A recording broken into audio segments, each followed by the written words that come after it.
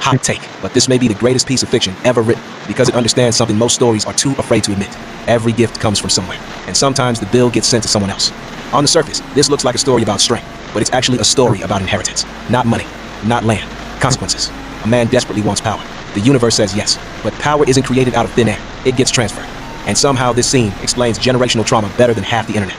The strongest person in the room becomes stronger. The weakest person in the room pays the price.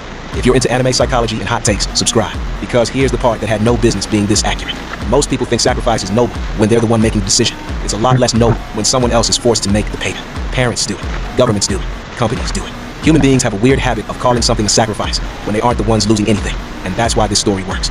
Not because of the fantasy, because of the truth hiding underneath it. So let me ask you this. If your success required someone you loved to suffer, would it still feel like success? Maybe that's why this scene hits so hard. It isn't really about power. It's about the uncomfortable reality that every choice creates a debt, and eventually someone has to pay it.